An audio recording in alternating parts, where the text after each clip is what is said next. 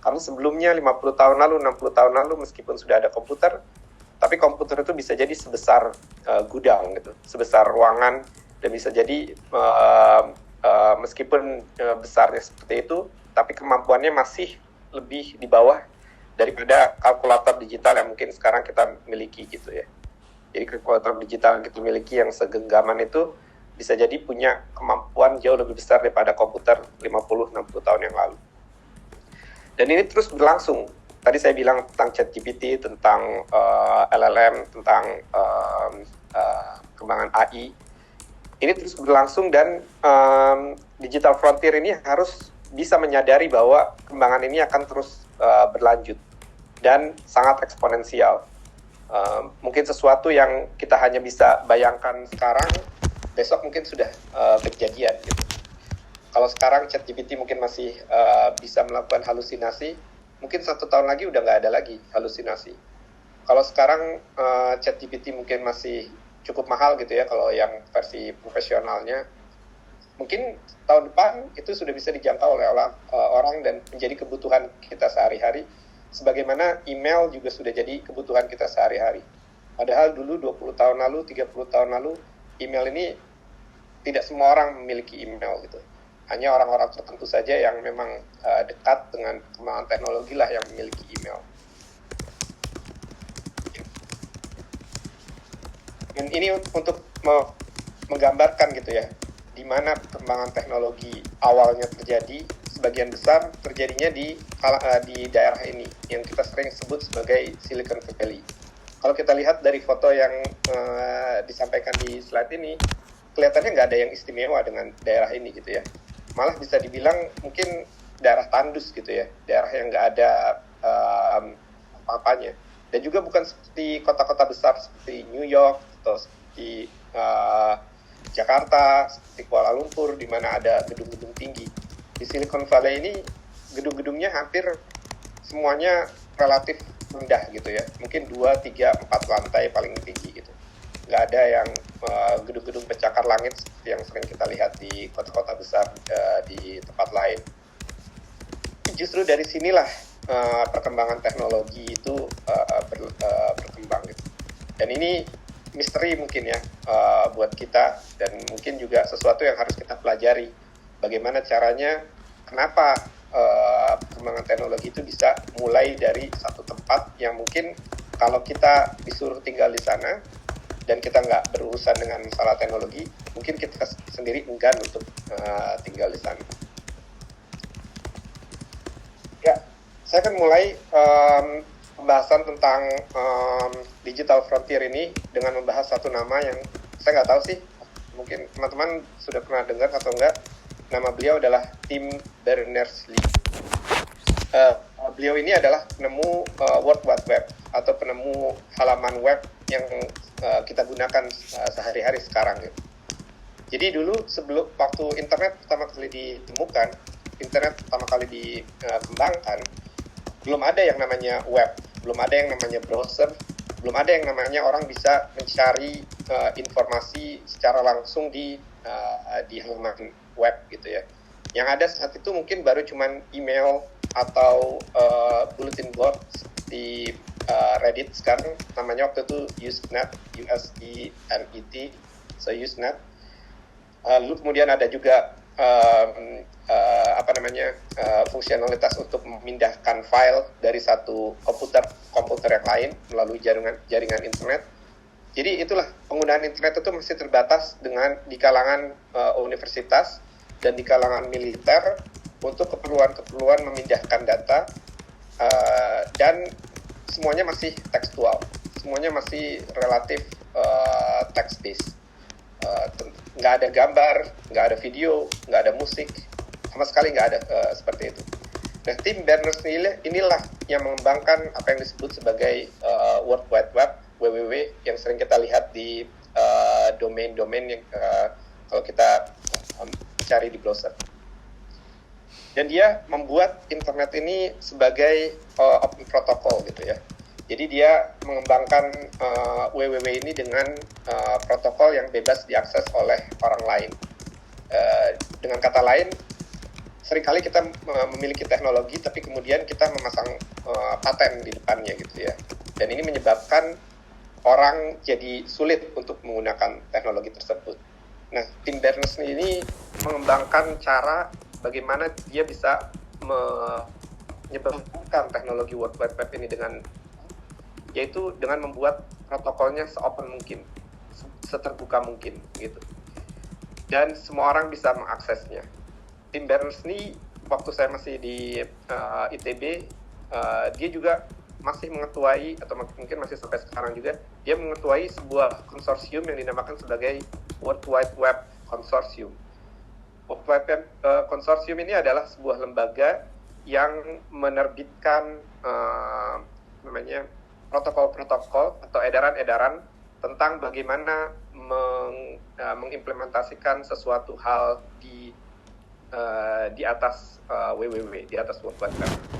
Dan ini semua terbuka. Jadi kalau kita mungkin sekarang ada yang bisa programming HTML atau programming web atau programming apapun di atas web, maka itu awalnya dari W3C ini, World Wide Web Consortium ini. Dan dia mengetuai ini dan membuat orang tertarik untuk mengimplementasikan hal-hal yang lebih lanjut dari yang disebutkan di standar tersebut. Jadi ada ribuan standar yang dia terbitkan dan yang World Wide Web Consortium ini terbitkan dan kemudian diimplementasikan oleh banyak sekali perusahaan, baik yang berorientasi bisnis ataupun yang tidak berorientasi bisnis. Ini salah satu perkataan dari Tim Berners-Lee. Jadi dia bilang, the most exciting thing was not the technology, but the community and the spirit of people getting together. Jadi dia menyatakan bahwa buat dia yang lebih menarik itu bukan teknologinya itu sendiri gitu. Teknologi itu cuma alat, teknologi itu cuma sarana untuk menyambungkan orang satu sama lain. Dan kita bisa lihat dari web yang tadinya mungkin relatif kecil sekali ya, relatif jarang sekali perusahaan yang punya antarmuka di web. Sekarang bisa dibilang kalau kita mau buka perusahaan, maka yang pertama pikirkan adalah webnya di mana, domainnya apa, harus punya email dan seterusnya gitu ya. Jadi memang dia berhasil membongkar semua cara-cara tradisional yang sering digunakan oleh perusahaan dan membuat cara baru untuk mengembangkan bisnis secara digital. Dan ini digunakan bukan hanya untuk perusahaan yang bergerak di bidang digital, tapi juga perusahaan yang bergerak di bidang real, yang bergerak di bidang yang mungkin memang mengeluarkan physical thing gitu ya, menerbitkan smartphone baru, menerbitkan alat-alat baru. Semuanya mempunyai kewajiban untuk akhirnya memiliki antarmuka di web. Itu yang pertama tentang Tim Berners-Lee. Silakan nanti kalau tertarik bisa dibuka-buka lagi di Wikipedia atau di sumber lain untuk belajar tentang beliau ini. Yang kedua yang mungkin saya ingin bahas dalam kesempatan ini adalah Steve Jobs. Dan insya Allah kayaknya semua dari kita udah tahu siapa beliau gitu ya. Jadi beliau adalah pendiri Apple yang kemudian dipaksa keluar oleh beberapa orang Apple tersebut sendiri, tapi kemudian direkrut balik ke Apple karena Apple membeli perusahaan berikutnya yang milik dia yang namanya Next gitu. Dan Steve Jobs ini fenomenal juga karena dia juga salah satu yang membuat perubahan drastis dalam bagaimana cara kita berkomunikasi. Ini foto yang saya tampilkan di sini adalah foto ketika beliau memperkenalkan iPhone kepada dunia, iPhone pertama yang belum ada nomornya gitu ya, iPhone kepada dunia. Dan kita bisa lihat dalam waktu kurang dari 20 tahun, kita bisa lihat bahwa hampir semua orang sudah merasa punya handphone itu adalah suatu hal yang lumrah gitu. Atau setidaknya orang yang terkait, yang bahkan sampai ke desa-desa gitu ya, bahkan di desa-desa, bahkan mungkin orang yang nggak pernah punya komputer punya handphone. Bahkan untuk daerah-daerah yang mungkin tidak terjangkau internet kabel, mereka mungkin terjangkau oleh 3G atau 5G atau sarana internet yang lain yang bisa dicapai oleh smartphone ini. Dan salah satu hal yang paling menarik dari Steve Jobs ini adalah tentang bagaimana dia menjadi orang yang perfeksionis dan mengedepankan excellence gitu ya. Ini ada satu cerita yang menarik, kalau mungkin teman-teman sudah pernah ada yang baca bukunya Steve Jobs yang biografinya Steve Jobs. Itu ada cerita tentang bagaimana ada seorang Vice President Google saat itu yang namanya Vic Gundotra, yang pada satu minggu pagi ditelepon oleh Steve Jobs. Dan Vic Gundotra itu pada saat itu lagi menghadiri acara bela sungkawa seseorang gitu yang sedang meninggal. Dan Steve Jobs ini menelpon Vic Gundotra langsung gitu ya, minggu pagi itu. Karena Vic Gundotranya kemudian merasa ini adalah suatu hal yang penting, maka kemudian dia angkat teleponnya. Dan kemudian apa kata Steve Jobs? Ternyata masalah yang ingin disampaikan Steve Jobs pada Vic Gundotra adalah bahwa logo Google yang ada di Apple itu, O-nya itu kayaknya agak kurang sempurna gitu. Logo O-nya aja. Jadi cuman bagian O-nya itu kayaknya agak kurang sempurna. Dan dia ingin supaya hal itu diperbaiki sesegera mungkin. Karena dia merasa bahwa ada gradien warna yang tidak sempurna yang menyebabkan O-nya terlihat agak sedikit lebih aneh. Jadi kita bisa lihat ya di sini bagaimana perhatian beliau terhadap detail yang sangat kecil hanya di bagian huruf O dari tulisan Google tersebut bisa menyebabkan beliau menelpon VP, Vice Presidennya Google di waktu hari Minggu yang kalau normalnya orang mungkin nggak akan mengganggu orang lain pada waktu hari Sabtu atau hari Minggu di handphone gitu ya. Dan ini contoh bagaimana kita bisa melihat perfection dan excellence-nya Steve Jobs dalam segala hal, termasuk juga dalam mengembangkan iPhone atau produk-produk yang lain. Beliau juga pernah bilang bahwa creativity is just connecting things. Jadi dalam dunia digital, kalau kita menjadi orang digital frontier gitu ya, maka yang kita juga harus punya adalah creativity. Kita harus juga punya kreativitas dalam mengembangkan produk kita. Kita harus juga punya kreativitas dalam mengembangkan ide-ide kita. Sejauh mana kita bisa mengembangkan satu ide yang mungkin awalnya terlihat tidak masuk akal, hingga kemudian akhirnya bisa terlaksana. Dan kata-kata ini juga sangat mengena buat kita gitu ya. Terutama karena untuk sebagian besar orang menjadi expert di satu bidang itu adalah hal yang mungkin sangat luar biasa dan mungkin sangat sulit sekali untuk bisa dicapai. Tapi ternyata, dan saya juga pelajari ini secara langsung di Google gitu ya, bahwa kreativitas itu ternyata bukan hanya menciptakan sesuatu yang baru saja gitu. Kreativitas itu juga bagaimana kita tadinya punya dua hal yang mungkin tidak berkaitan, lalu kemudian kita mengkaitkan dua hal tersebut, dan kemudian membuat sesuatu yang mungkin lebih bermanfaat untuk suatu masalah dalam persoalan hidup manusia. Contoh yang paling signifikan, mungkin 20 tahun lalu, 30 tahun lalu mungkin belum ada bidang yang namanya bioinformatika gitu. Ini adalah gabungan dari biologi dan informatika. Sekarang ini mungkin orang sudah banyak yang bisa coding tanpa harus masuk ke kuliah informatika atau ke kuliah-kuliah yang berbau komputer gitu ya. Tapi bagaimana dia bisa mengkombinasikan ilmu komputer dia dengan suatu bidang yang lain, disinilah kreativitas itu. Dan masih banyak lagi sebenarnya hal yang belum bisa dieksplor oleh manusia saat ini. Kita bisa mengkoneksikan masalah kita, masalah yang kita miliki dengan suatu keahlian yang mungkin kita punya di satu bidang yang lain.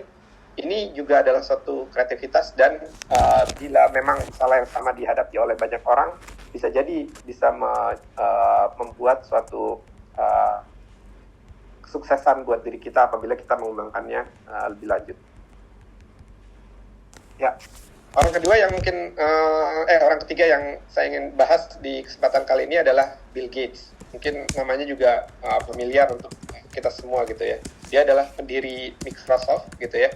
Dia yang membuat operating system untuk personal komputer yang pertama kali, yang waktu saya menggunakan komputer belum ada antarmuka yang berbau grafis gitu ya.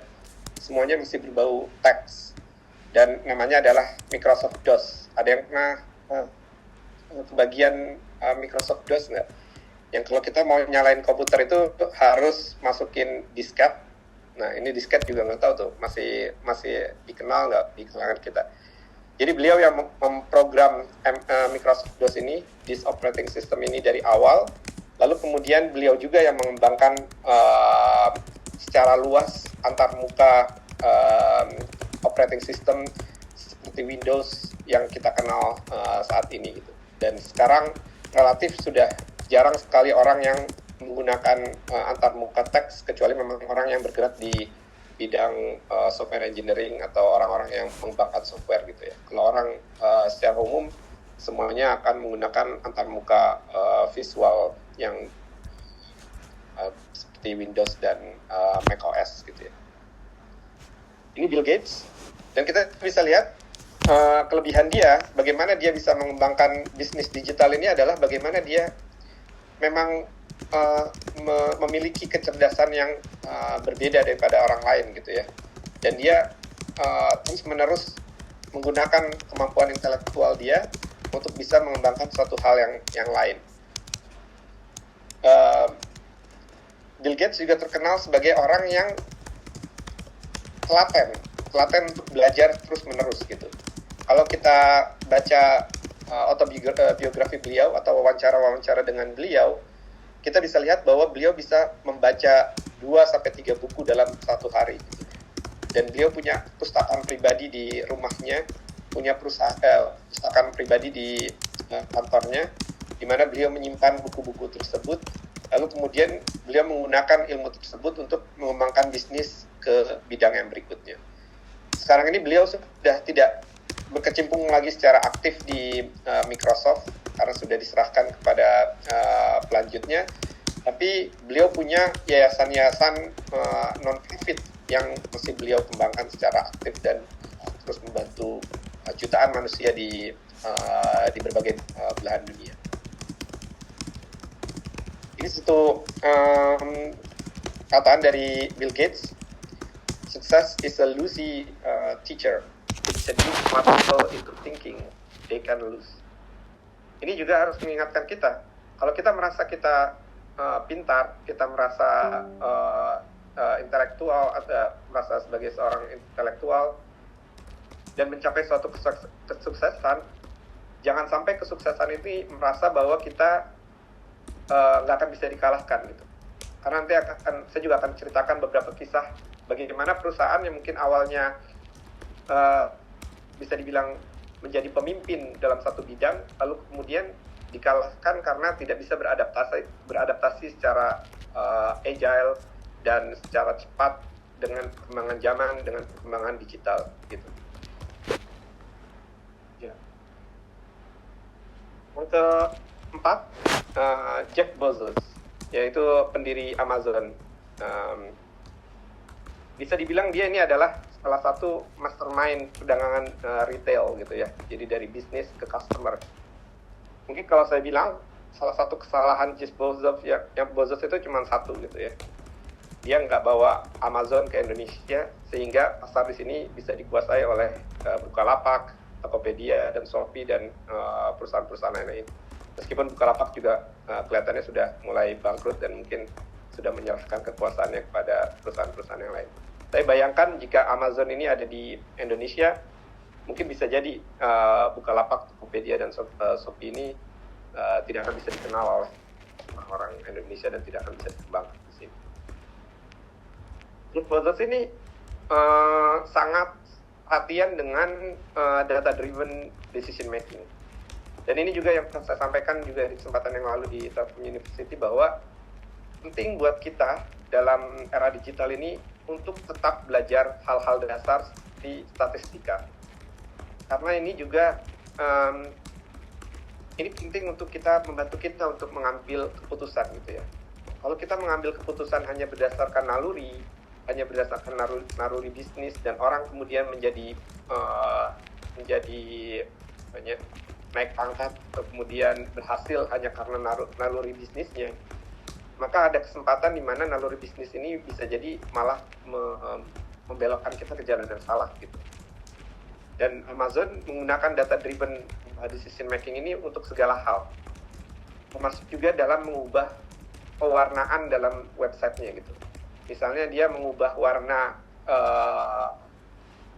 tombol pembelian dari warna biru ke warna kuning, itu menggunakan data driven decision making. Dia melakukan tes A dan tes B dengan berbagai warna, lalu kemudian dilihat warna mana yang benar-benar bisa menarik orang untuk bisa memencet tombol tersebut dan kemudian membeli dari Amazon.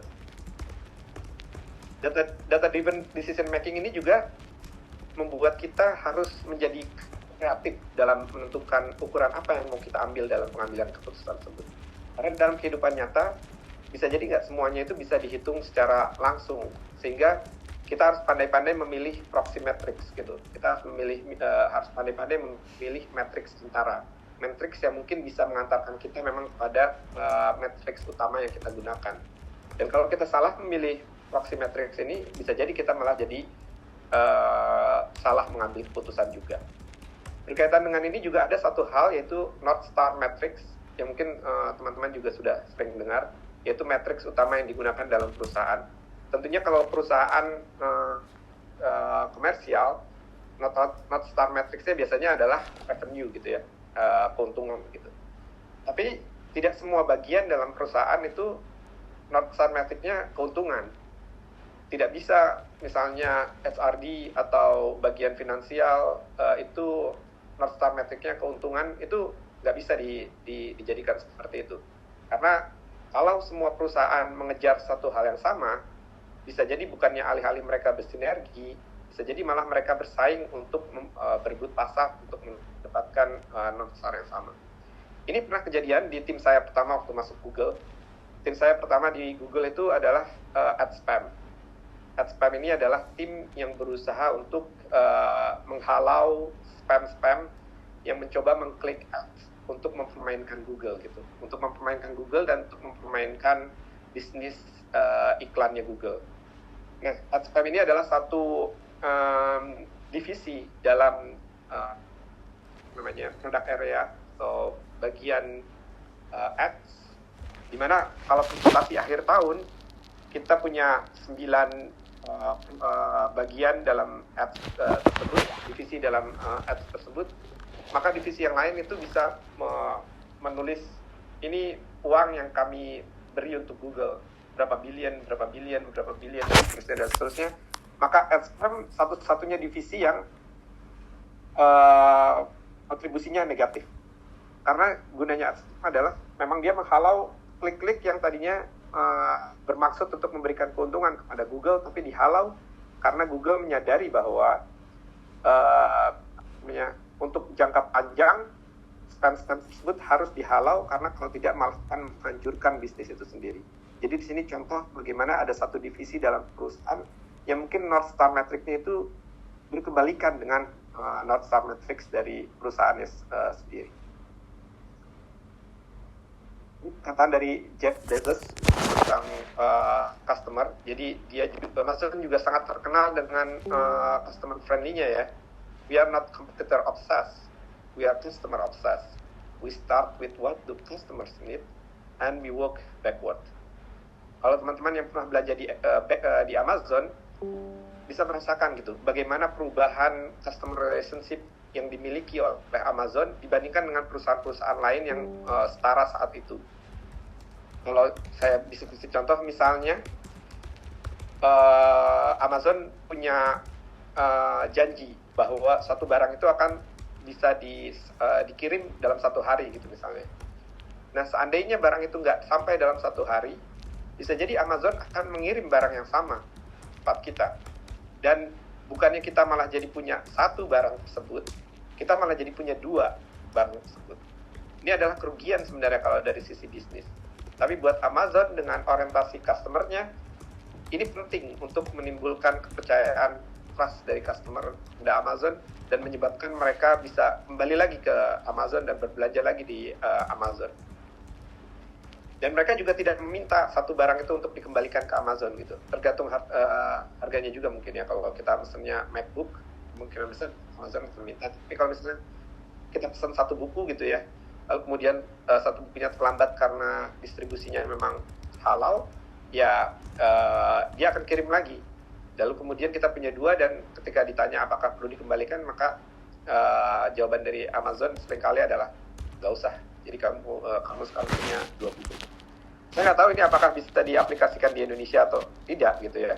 Kalau kita lihat tren yang terjadi saat ini, kalau kita belanja di marketplace Indonesia, semua hal harus divideokan, kalau enggak malah nggak bisa diklaim kalau ada kerusakan atau ada kekurangan dalam pengiriman atau dalam delivery barang tersebut.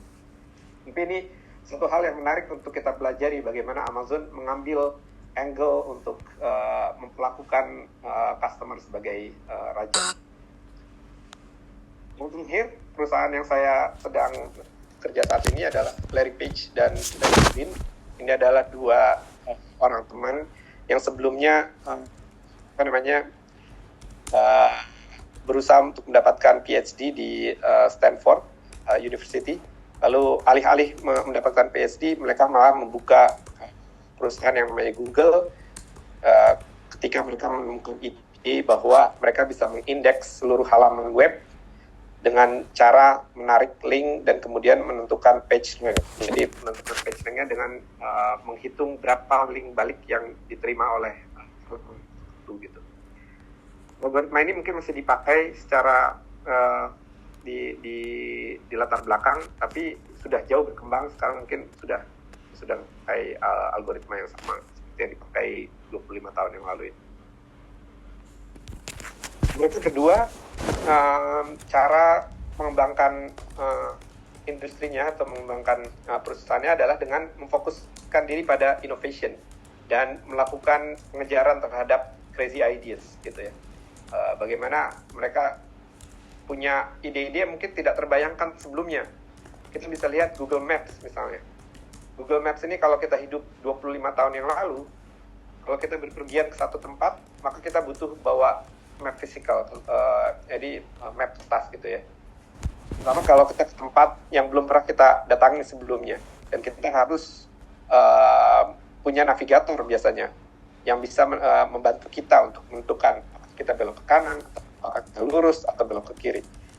Tapi sekarang dengan adanya Google Maps, relatif kita udah nggak ada yang punya peta tas di mobil kita lagi gitu ya. Semuanya sudah tergantikan dengan Google Maps yang ada di handphone kita. Dan banyak lagi yang mereka lakukan, misalnya Gmail gitu ya. Dulu kita punya email, mungkin kapasitas yang disediakan secara gratis mungkin sangat-sangat terbatas gitu. Bisa jadi hanya 100 megabytes, atau kurang dari 100 megabytes.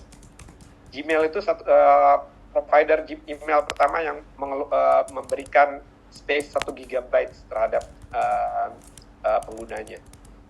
Dan ide ini terus berlangsung dan masih berlangsung terus.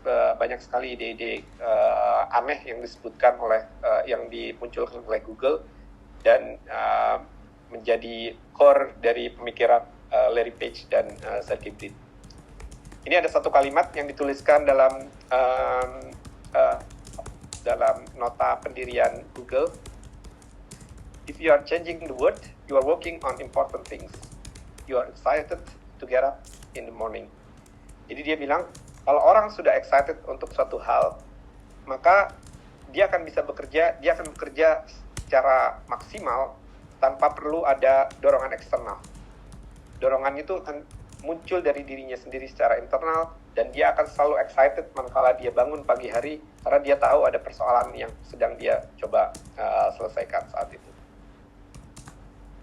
Ini nggak bisa dilakukan oleh semua perusahaan, tapi inti dari ini adalah yang harus kita kembangkan dalam membangun bisnis digital di kemudian hari adalah harus ada sebagian dari perusahaan kita yang fokusnya adalah mengembangkan inovasi-inovasi baru yang mungkin tidak terbayangkan bagaimana cara mengaplikasikannya ke bisnis yang sudah berjalan saat ini gitu. Tapi inovasi ini terus harus dijalankan, karena kalau tidak kita yang akan tertinggal oleh perusahaan-perusahaan baru yang mungkin lebih agile dan lebih mudah untuk mengganti-ganti cara mereka berbisnis. Yang lain, misalnya saya juga sering, ini contoh favorit saya gitu ya, bagaimana leadership ini bisa menentukan arah perusahaan. Di Google ini ada satu konsep yang namanya blameless postmortem. Kalau kita terbiasa nonton film fiksi, TV series atau di bioskop gitu ya, kalau ada orang yang meninggal karena pembunuhan atau kecelakaan atau hal-hal yang lain, seringkali dokter itu melakukan apa yang dinamakan dengan postmortem. Ini layar saya masih kelihatan nggak? Waktunya udah mau habis juga ya.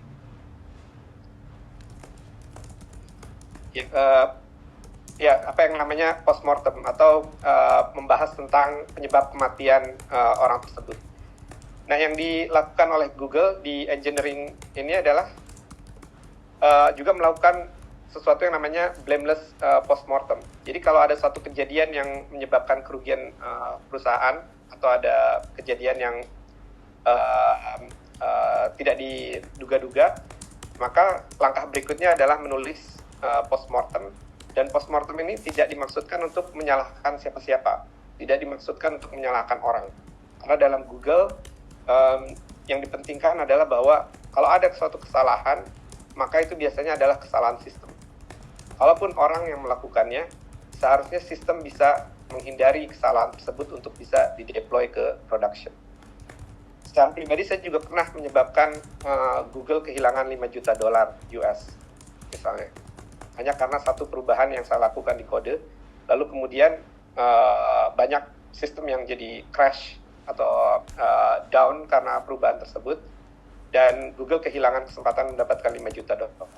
Tapi alhamdulillah sampai sekarang saya masih bisa kerja di Google dan tidak ada konsekuensi finansial, konsekuensi lain-lainnya yang saya dapatkan secara pribadi. Yang kedua, yang terakhir dari Google yang mungkin saya bisa sampaikan dalam kesempatan ini adalah untuk bekerja secara agile, seringkali kita harus berprinsip bahwa instead of jangan selalu untuk mencoba mencari izin sebelum melakukan sesuatu. Lebih utamakan untuk aksinya dulu. Lakukan aksi tersebut, lalu lihat hasilnya. Lalu kemudian kalaupun kita ternyata melakukan kesalahan, dan kalaupun ternyata leadership itu tidak menyetujui langkah yang kita ambil, maka minta maaf.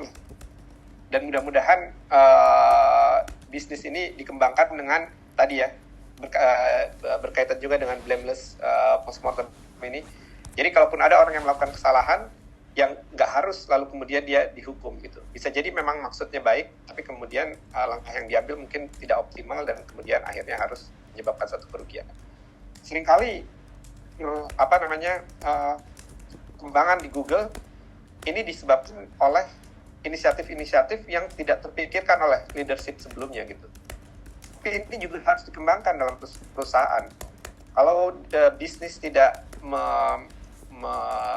mencoba mengajak karyawannya juga untuk berinovasi, maka semuanya akan terpaku pada kreativitas dan ide dari si leader tersebut, dan pada banyak kesempatan leader tidak bisa mengenal persoalan-persoalan kecil yang ada di bawah gitu ya, dan ini hanya bisa timbul bottom up. Kita bisa lihat beberapa tema general dari beberapa orang yang tadi saya sampaikan, dari beberapa pionir dalam dunia digital yang tadi saya sampaikan. Yang pertama adalah bahwa mereka memiliki visi. Ini mungkin mengulang, tadi Bu Didin juga udah bilang bahwa materi-materi sebelumnya sudah membahas bahwa ada visi yang penting gitu ya, visi yang jelas tentang apa yang ingin dicapainya. Dan seringkali leader atau perusahaan juga mungkin sudah punya strategi, langkah-langkah apa yang mau dicapai untuk mencapai visi tersebut. Yang saya ingin tekankan di sini juga adalah visi itu harus benar-benar jauh gitu ya, benar-benar jauh, sehingga kalaupun kita harus beradaptasi, dan kita memang harus beradaptasi dalam perkembangan zaman ini, dalam perkembangan zaman digital ini, maka yang kita ubah bukan visinya, tapi langkah-langkah menuju visi tersebut. Kalau kita lihat visinya Google adalah mengorganisasi informasi yang ada di dunia, yang ada di seluruh dunia, dan kemudian memberikannya dengan cara yang lebih baik pada orang lain. Ini kan berarti bukan terbatas pada Google Search saja gitu ya. Kalau kita lihat visi tersebut, ini cocok buat YouTube juga, ini cocok buat Maps juga, ini cocok juga buat LLM atau ChatGPT atau Gemini yang kita punya sekarang. Bagaimana cara mencapai visi tersebut? Mungkin 25 tahun yang lalu Google Search, mungkin 10 tahun yang lalu YouTube, mungkin 5 tahun yang lalu sesuatu yang lain, mungkin saat ini Gemini, mungkin kedepannya ada sesuatu yang lain lagi. Dan ini adalah yang leader atau pemimpin digital frontier ini harus terus-menerus berusaha memikirkan apa yang memang dia ingin capai, visi apa yang ingin dia capai ke depannya. Saya cepat sedikit. Lalu kemudian yang seterusnya adalah kita nggak akan bisa membangun semuanya sendiri. Jadi kita juga harus membangun tim yang kuat, dan kita juga harus mengembangkan kultur organisasi yang efektif juga. Tadi yang saya sampaikan tentang blameless postmortem. Kalau ini hanya sekedar slogan yang disampaikan oleh pemimpin dan tidak disampaikan kepada karyawannya, tidak disampaikan kepada bawahannya, maka bisa jadi slogan itu hanya sebatas di lip service saja, hanya sebatas di bibir saja, mengatakan bahwa blameless postmortem, tapi kemudian ketika kejadian sesuatu yang menyebabkan kerugian perusahaan, bisa jadi kemudian ada pemecatan oleh manajer di bawahnya atau karyawan di bawahnya lagi. Padahal bukan ini yang diinginkan oleh pemimpin perusahaan. Dan bagaimana perusahaan membangun kultur ini juga harus dikembangkan dalam bagaimana kita mengembangkan bisnis digital kita. Dan kita mungkin juga pernah lihat, pernah dengar peribahasa bahwa kalau kamu ingin pergi cepat, maka pergilah sendiri. Ya, kalau kamu ingin mengerjakan sesuatu dengan cepat, lakukan itu semuanya sendiri. Tapi kalau kamu ingin mengerjakan sesuatu itu perjalanan yang jauh, maka lakukan bersama orang lain. Karena kamu nggak akan bisa melakukannya sendiri. Kamu butuh tim, kamu butuh orang yang bisa membantu kamu untuk bisa melakukan perjalanan yang jauh itu. Semakin kuat tim yang kamu bangun, semakin jauh perjalanan yang kamu bisa buat, semakin besar kesuksesan yang mungkin kita bisa capai. Common theme yang terakhir adalah adaptability dan resilience. Jadi kalau satu ide gagal, resilience ini maksudnya terus mencoba hal yang mungkin masih gagal. Kalau satu ide gagal, untuk mencapai visi yang kita inginkan, coba lagi ide berikutnya. Kalau misalnya satu cara gagal, maka adaptasikan diri kita untuk bisa melakukan hal itu dengan cara yang berbeda. Dan ini sulit, karena manusia itu intinya adalah lembam. Kalau kita belajar fisika di SMA dulu, ada teori tentang kelembaman kan. Kelembaman itu adalah teori kemalasan gitu.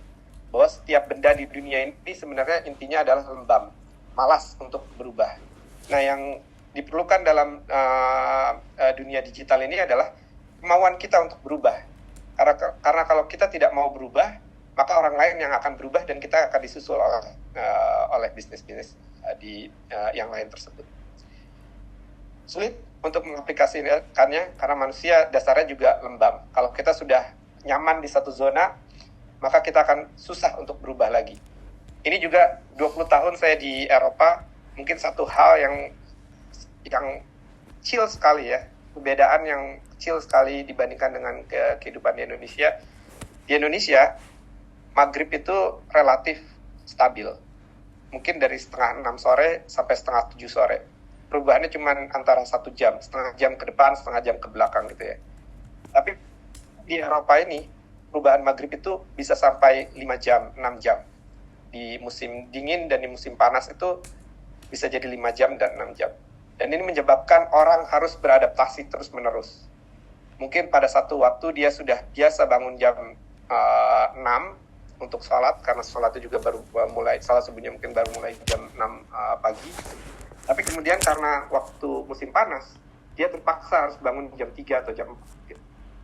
Dan ini berlaku setiap hari, karena perubahannya nggak nggak seperti tangga gitu ya, nggak seperti kalau musim panas, musim dingin berubah 1 jam, terus berubah lagi 1 jam.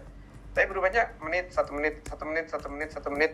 Lalu kemudian kalau kita hitung secara total, bisa jadi perubahan antara musim panas dan musim dingin ini bisa jadi berjam-jam. Ini dua contoh, saya ada waktu nggak ya? Kayaknya udah kelewat. Bu Didin, saya lanjut atau nggak? Mangga lanjutkan saja, Pak. Dua contoh terakhir, bagaimana ada contoh kesuksesan dan contoh kegagalan dalam digital transformation gitu ya. Bagaimana ada perusahaan yang berusaha melakukan perubahan digital, lalu ada contoh yang sukses yaitu Netflix. Mungkin kita sendiri banyak yang nggak tahu gitu ya. Kalau Netflix itu dulunya kayak DVD rental atau kayak CD rental dulunya. Jadi kayak kalau di Indonesia mungkin ada penyewaan video kalau zaman saya 30 tahun yang lalu, di mana kita bisa datang ke satu tempat lalu pinjam kaset video yang kita setel, lalu kemudian seminggu kemudian kita kembalikan. Nah, Netflix itu dulunya seperti itu. Dia berubah dan menjadi sukses ini dan menjadi salah satu di antara FAANG itu Facebook, Alphabet, Apple, Netflix, dan satu lagi apa ya? Bukan Alphabet, Apple, Amazon, Netflix, dan Google. Itu karena melakukan digital transformation. Jadi instead of melakukan bisnis tradisional, meminjamkan DVD, meminjamkan kaset secara fisikal, beliau Netflix ini memindahkan film-film tersebut ke bentuk digital, lalu kemudian didistribusikan secara digital juga, dan orang bisa menontonnya kapan saja di gadget apa aja gitu ya. Bisa di TV, bisa di handphone, dan bisa di mana-mana. Tapi ada juga contoh yang gagal, misalnya Kodak. Kodak ini 30 tahun lalu pemimpin di bidang fotografi. Tapi karena dia terlambat untuk mendeteksi perubahan ke arah digital, dan dia terlambat untuk membuat inovasi yang menggunakan teknologi digital, saat ini bisa dibilang dia jadi pemain third tier gitu ya, pemain ketiga gitu, level ketiga. Nggak banyak lagi inovasi yang bisa diberikannya kepada dunia. Kita lihat di bidang fotografi mungkin orang sudah lupa nama-nama seperti Kodak atau Fuji mungkin masih lebih oke lah. Nikon masih oke karena dia memang berubah menjadi ke arah digital juga, atau ke Canon juga seperti itu. Ada Sony yang mungkin perubahan jauh lebih cepat dan bisa kita lihat lebih berhasil saat ini. Dan ini pun kemudian ditantang oleh perubahan bagaimana orang kemudian tidak menggunakan kamera lagi untuk mengambil gambar, tapi menggunakan smartphone, dan itu sudah cukup untuk keperluan kita sehari-hari, atau bahkan untuk bisnis sekalipun smartphone mungkin sudah cukup. Itu mungkin yang saya bisa sampaikan dalam kesempatan ini. Mohon maaf karena agak sedikit terlambat. Mudah-mudahan ada manfaatnya. Dan kalau ada pertanyaan, silakan ditanyakan, tapi saya juga belum tentu bisa menjawabnya. Nanti kita bisa belajar bareng-bareng untuk mendapatkan jawabannya yang lebih pasti. Iya, ini kalau anak mahasiswa sekarang itu bilangnya ini mah auto mind blown gitu Pak Nanda ya. Mereka udah 20 tahun lebih di Eropa ya Pak Nanda. Mahasiswa sekarang tuh bilangnya ini sih keren parah gitu sekarang cara ngomongnya ya. Ya. Iya. Baik, teman-teman mahasiswa, mohon maaf ya, ini ternyata 300 seat Zoom yang di-apply ke Seloe itu ternyata tidak cukup nih Pak Nanda. Jadi dari tadi banyak yang tidak bisa masuk, tapi insya Allah recordingnya akan kita share ya teman-teman. Bagi yang mau